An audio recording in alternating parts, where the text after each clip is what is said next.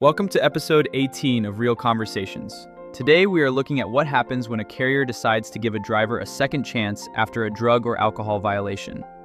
The return to duty process is designed to help drivers get back behind the wheel safely through a substance abuse professional.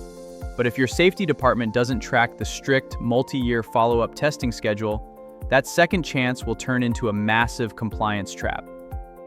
Let's get right into the conversation and see how to manage the return.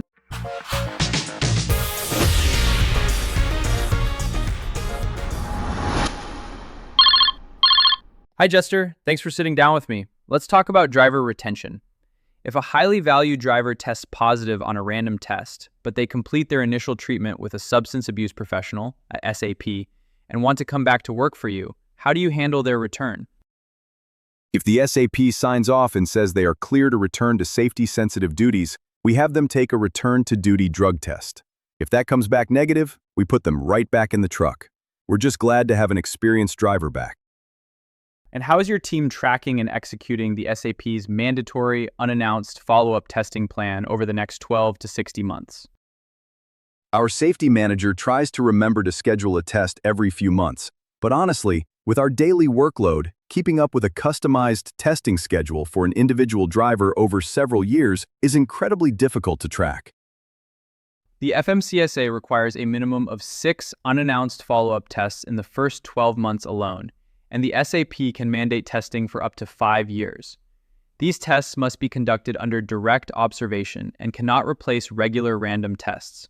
What happens if a DOT auditor pulls that driver's file and realizes you missed a single one of those mandated follow-up windows?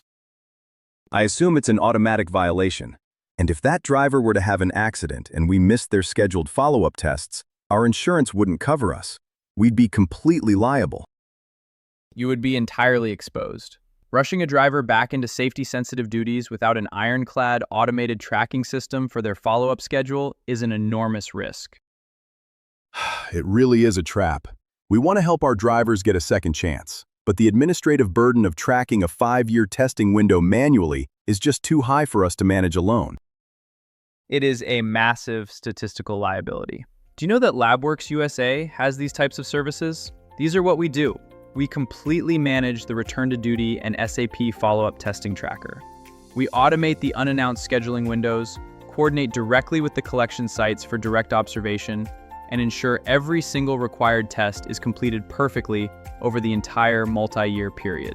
We've been doing this for over 20 years, so we really got good at it. Is that something that you guys would use?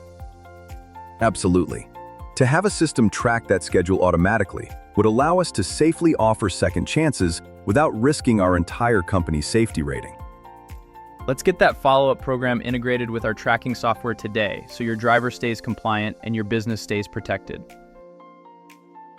Let's get it set up. As you just heard, managing a driver's multi-year return-to-duty program on a sticky note or a standard calendar is a recipe for disaster. If your safety team is missing the strict, unannounced follow-up testing windows required by the SAP, you are breaking federal law every time that driver turns the key.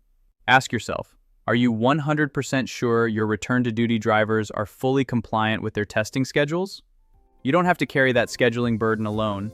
We automate the tracking, manage the clinic coordination, and keep your multi-year compliance audit ready. Our contact details are on your screen right now. Reach out to our team at Labworks USA and let's secure your return-to-duty programs today. Thanks for watching and stand by for the next episodes of Real Conversations with Labworks USA.